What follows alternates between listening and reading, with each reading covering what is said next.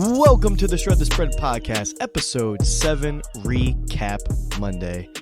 If you're new, thanks for tuning in. If you're returning, thanks for coming back. This will be a very brief episode. I do have some things to do. My voice is kind of hoarse. I was at the Philadelphia Phillies game on Saturday, the day before they clinched the pennant.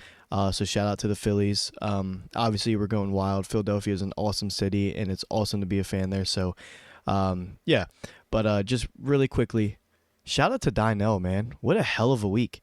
Swept his picks. Me and him nailed our favorite underdogs. We did parlay those. I think 51, 250. So I didn't do as hot. I only hit one of my picks. But that underdog parlay definitely came through, helped the boy out. Just really quickly, another insane week of the NFL. Falcons' undefeated streak comes to an end against the spread, I should say. Packers and Buccaneers still continue to struggle. Mahomes has an incredible bounce-back game, and shout out Mecole Hardman for 3 touchdowns. I wonder what the odds on that was. Giants still finding ways to win. They burned me in my Jaguars pick. I mean, maybe they're real. Daniel Jones is playing out of his mind. And for all of our daily fantasy players, I actually played DraftKings. Josh Jacobs took us to the promised land. The dude went berserk against the Texans. Let's get really quickly go into Recap Monday. Like I said, a brief episode, and then we will be back Thursday. Dynell and myself will go over all the games game by game. So let's get right into it. So leading us off, we have the Cleveland Browns heading to Baltimore. Baltimore ended up pulling that game out. They won by 3 points. Jacoby Brissett actually had an incredible game. He didn't throw any touchdowns, but he was extremely efficient. The Browns went back to the roots. They kept the ball on the ground. Nick Chubb, 16 for 91, but Jacoby Brissett, 22 completions on 27 attempts with 258 yards, no interceptions. So, I mean, that's what they need to do to be a competitive team. Amari Cooper only had 3 receptions, but he did have 74 yards. David Njoku, what an incredible game out of him. 7 receptions for 71 yards. Donovan Peoples-Jones, 6 receptions for 71 yards. And then he got 4 other receivers involved. I mean, Jacoby Brissett balled out. He gave the Browns an opportunity to win.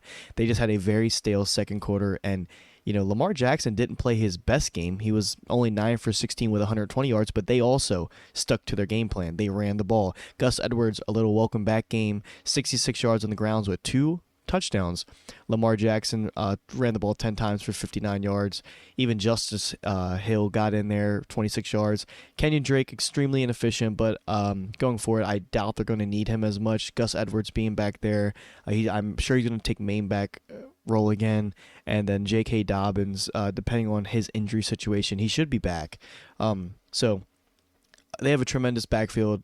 Kenyon Drake was kind of the missing piece while everybody was banged up. But, Ravens win that game. They don't cover their spread, which a lot of people were on the Ravens. I myself, luckily, was not. That's the first game.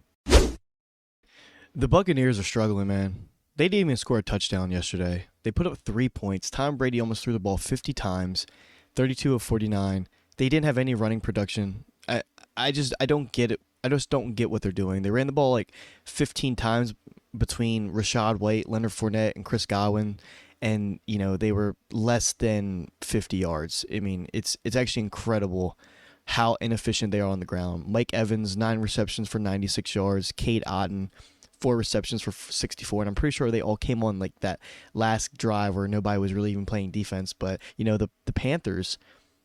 P.J. Walker, 16 of 22, 177 yards and 2 touchdowns. Deontay Foreman, 15 carries for 118 yards, and Hubbard even had 9 carries for 63 yards. I mean, they're running it down the Buccaneers' throats. DJ Moore got into the end zone. Tommy Tremble got into the end zone. The Buccaneers looked lost. The Panthers did whatever they wanted, whenever they wanted, and destroyed the Buccaneers. I have no idea what's going on with that team, but at this pace, are we going to be surprised if Tom Brady just calls it quits? I mean, he's having issues at home. He's having issues on the field. The team is falling apart around him. They have so many stars on that team, and they are struggling to do anything, get stops, get points. They're playing awful. The Cincinnati Bengals finally ended the Falcons against the spread undefeated streak. They whooped the hell out of the Falcons. Joe Burrow went berserk. 34 of 42, 481 yards and 3 touchdowns. Joe Mixon ran the ball for 58 yards and got a touchdown. Dude, this team is incredible. Tyler Boyd, Jamar Chase, both had over 130 yards. Jamar Chase had 2 touchdowns and Tyler Boyd had a touchdown. Even T. Higgins got up to 93 yards. Hayden Hurst to 48 receiving yards. Joe Mixon 33 receiving yards. I mean, dude, these dudes did whatever they wanted. I mean, the Bengals finally had a statement game, and as we were covering on the Thursday and Saturday episodes, I said, I'm just waiting for Joe Burrow to show me something. He's got to show me that he can dominate a game, and I'm going to keep betting against him until he does that. And this was his coming out game. He finally put his foot on the pedal and pressed it down to the necks of the Falcons and just kept scoring the ball. He didn't let up. The Falcons were extremely inefficient. Mariota struggled passing. They ran the ball a lot, but they weren't very efficient.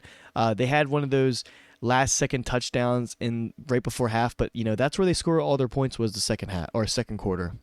So Bengals whooped the Falcons' ass. Panthers beat the shit out of the Bucks. I mean, this was crazy.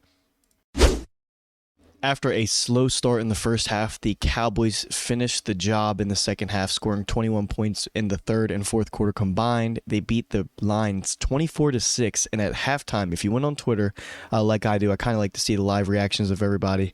They were calling for Cooper Rush. They said, "Get Dak out of here. He's not doing what he's supposed to. He's washed. Blah blah blah."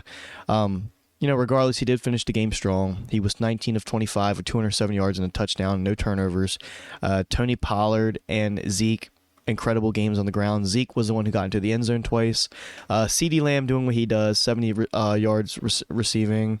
Noah had a solid game, 50 yards receiving, and Dalton Schultz finally got back up onto the stat sheet after having 3 very quiet games, obviously missing one, but he had 49 yards. So Jared Goff, turning the ball over, wasn't making very good reads. Coming off a bye was shocking. The lines looked extremely sloppy. But a team that didn't look sloppy was the Giants. The Giants came back, story of my life, scored 10 points in the fourth quarter, and the Jacksonville Jaguars scored 0. So not only did they come back and cover the reverse spread, they also ruined the spread that I had for the Jaguars -3.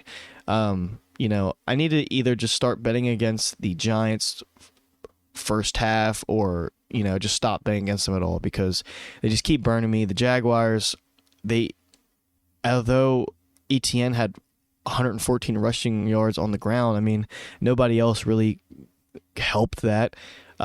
Zay Jones had a wide receiver sweep or handoff for 14 yards. Jermichael Hasty, 1 rushing yard. James Robinson obviously didn't play, but it was Etienne, the main back, which he did his job. But Trevor Lawrence, I don't know, dude. 22 of 43. He was forcing a lot of passes. He had 310 yards, but I mean, that doesn't tell the story. He didn't throw an interception, but he also didn't throw a touchdown. They were struggling to convert on third down, and they looked sloppy, especially in the second half. And Daniel Jones, once again, no interceptions, 202 yards in the air and a touchdown. Saquon Barkley, 24 carries for 110 yards, and Daniel Jones, 11 carries for 107 yards. I mean, this team is just explosive right now. They're making plays. 100 plus yards for Daniel Jones on the ground. I don't know if that says more about him or the Jaguars' lack of ability to contain him. Darius Slayton got into the end zone, and remember, we have to realize the Giants are missing a lot of their main receivers, and they're doing this. It's incredible what this team is doing. This could be a sentiment of the coach, but they're popping off. So NFC Beast is the title we need because everybody is cruising, and we'll get to the Commanders in a second, but we have the Eagles, Cowboys, Giants all at the top of the division. And you have the Commanders that just beat the Packers. Not that that's saying much because the Packers are struggling. But that division is unreal right now. Matt Ryan's throwing the ball 33 or 44 times for 243 yards, 2 bad interceptions. Jonathan Taylor just cannot get going. I don't understand what's going on with the ground game. 10 carries for 58 yards. This is not the same Jonathan Taylor. I don't know if eye test, it kind of looks like he's hesitant on his first read. I don't know if that's a result of the lack of blocking ability from his offensive line, or it's just him, not being comfortable in the backfield right now. But the Colts struggle to do anything. Matt Ryan turning the ball over in the opponent's red zone, making bad reads. Colts are getting to 3rd and long way too much. They are not the team that I think we expected to be. Paris Campbell, 10 receptions for 70 yards and a touchdown, and Pittman, 6 receptions for 58 yards. I don't know what this Colts offense is doing, but we know what the Titans are doing. They're going to give the ball to Derrick Henry, and they're going to let Ryan Tannehill manage the game. Derrick Henry, 30 carries for 128 yards, and surprisingly didn't get into the end zone. That's insane. The Titans really won this game by their defense and maintaining control of the clock. And that's what they do. The Colts turn the ball over, and once you turn the ball over against the Titans, it's extremely hard to come back because they will kill the clock. A team that started off struggling but finished extremely strong was the Commanders. Packers jumped out 14-0, and Taylor Heineke got his shit together and drove the Commanders down the field possession after possession after possession and put up 17 unanswered points. That team is resilient as all can be. Aaron Rodgers didn't have a terrible game, but once again, they started off giving Aaron Jones the ball. They were moving, and then they went away from it. Aaron Jones had 8 carries for 23 yards. A.J. Dillon had 4 carries for 15 yards. They didn't have any tremendous receiving production from their receivers. However, Aaron Jones, a couple flip passes. He did have 9 receptions for 53 yards and 2 touchdowns. The Commanders, Taylor Heineke, 20 of 33 with 201 yards, 2 touchdowns. He did have an interception, but the moral of the story is keep the ball on the ground, limit the turnovers, give it to Brian Robinson, who had 73 yards on the ground, give it to Antonio Gibson, who had 59 yards on the ground, and finally, Terry McLaurin gets involved in this offense. He shows up on the stat sheet, 73 receiving yards and a touchdown. Antonio Gibson also had a receiving touchdown. Curtis Samuels being solid, 5 receptions for 53 yards. The Commanders beat the Packers 23-21. That was the first part of our underdog parlay, the Commanders, and I mean, what a read. This Commanders team, they were struggling with Wentz, and Donnell and myself both said we would not be surprised if this Commanders team goes out and win, because Taylor Heineke is going to manage the game a little bit better than Wentz. He's going to make some more accurate passes. He's not going to try to be a hero. And, Donnell said it best. Taylor Heineke is not only a quarterback, he is a football player, and that's exactly what he did. He is gritty. He got the Commanders a win, and, they hit the first part of our underdog parlay. The Raiders' offense finally exploded. That might be a direct product of Josh Jacobs, but Derek Carr was efficient. 21 of 27, getting the team in good positions to convert on 3rd down, and Josh Jacobs just carrying the load with 20 carries for 143 yards and 3 touchdowns. Devontae Adams, 95 yards receiving. Hunter Renfrow, 55 yards receiving. Matt Collins, 44 yards and a touchdown. The Raiders were buzzing. Davis Mills didn't play awful, 28 of 41 with 300 yards and 2 touchdowns. He also had an interception, but Dameon Pierce, he's showing that he can be the main down back. 20 carries for 92 yards. Jordan Akins was their leading receiver or tight end with 68 yards. Their second best receiver was the backup running back, Ogunbowale, or however you pronounce it, with 54 yards, and then you had Brandon Cooks with 46.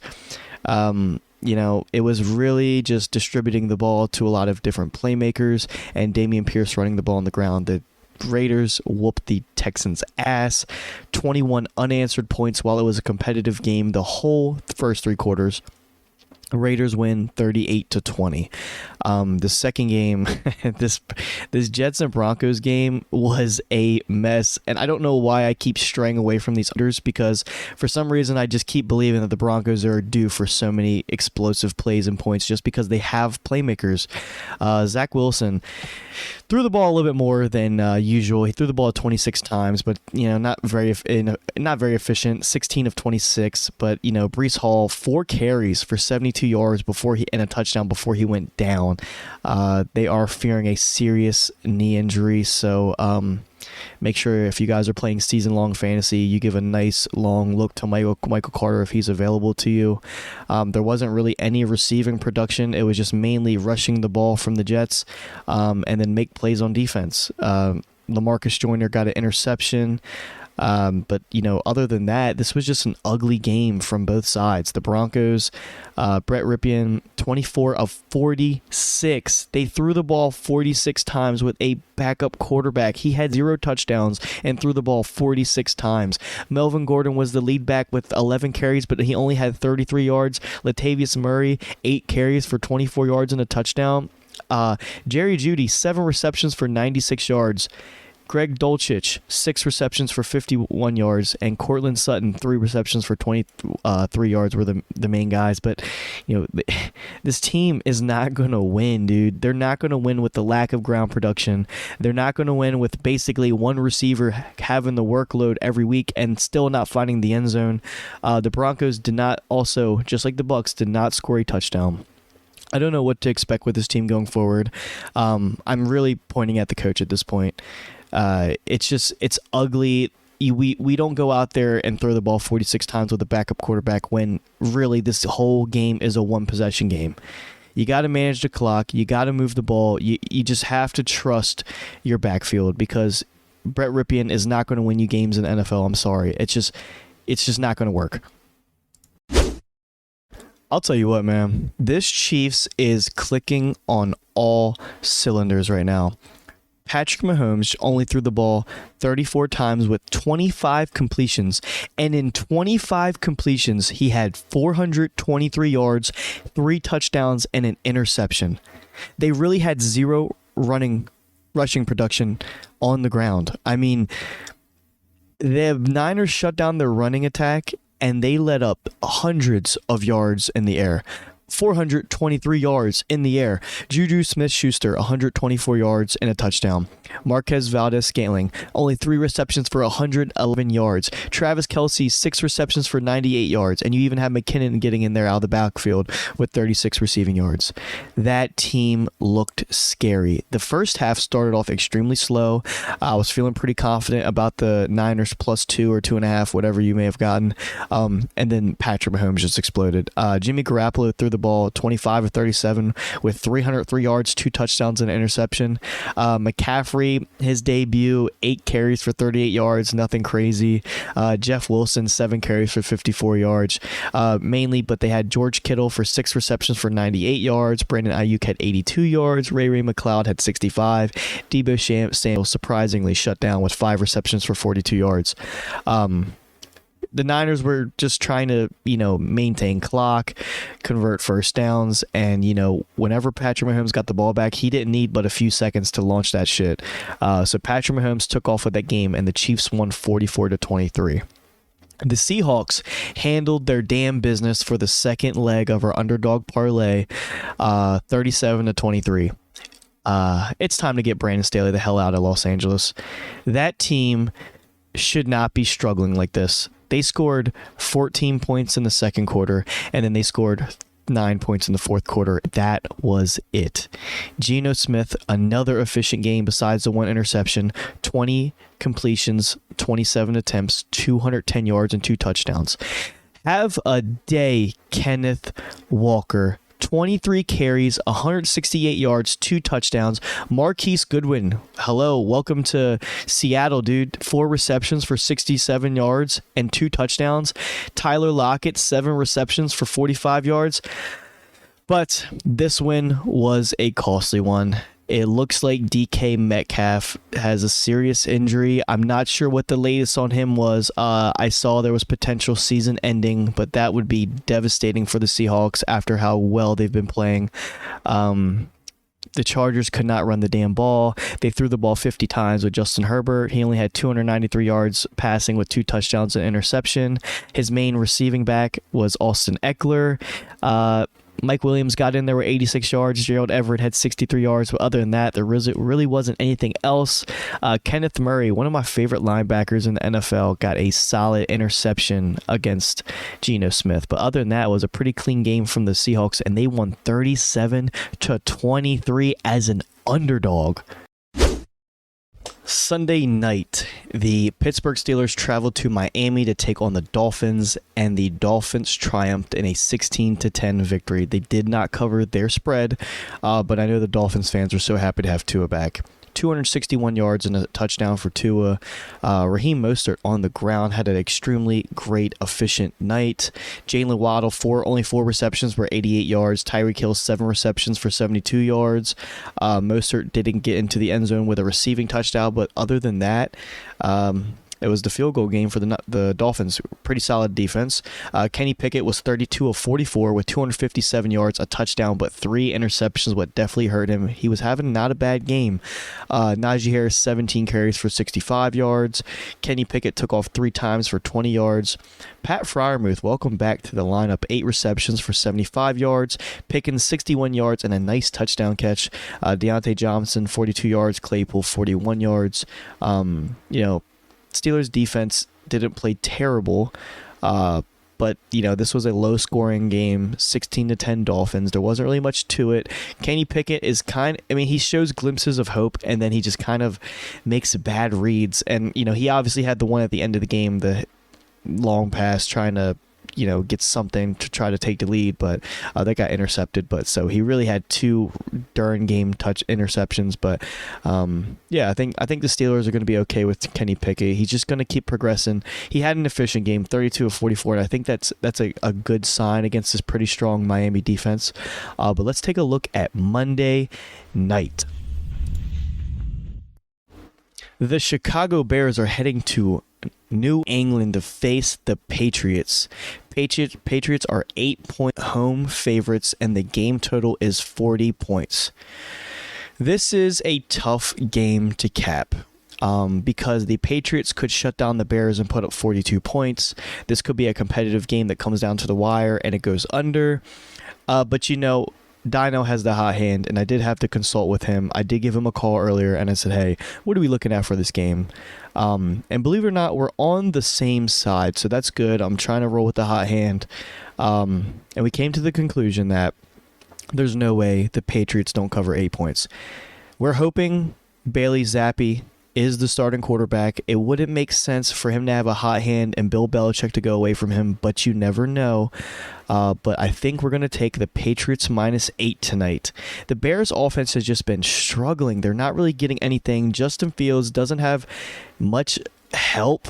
Darnell Mooney is pretty much his only solid receiver on the outside, and they have David Montgomery, but you're not, we saw it with the Browns. You're not going to run on this Patriots defense. You're going to have to throw the ball, and that's what Bill Belichick does. Now, this was a second week in a row of the media asking Bill about the defense of his opposing team, and very rarely does he give praise, but, he says they're fast, and, they're young, and they're talented, and, when he said that against the Browns, he demolished the Browns.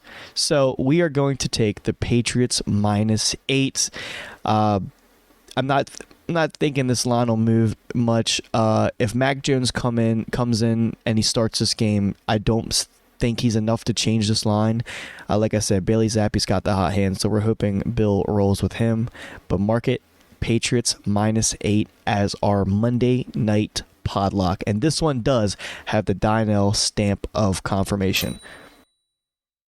So that is going to do it for me on Recap Monday. If you made it this far in the episode, thank you so much for tuning in. I really hope you enjoyed. I apologize again for the hoarse voice. I said this was going to be a pretty brief episode, but it ended up kind of being our usual length.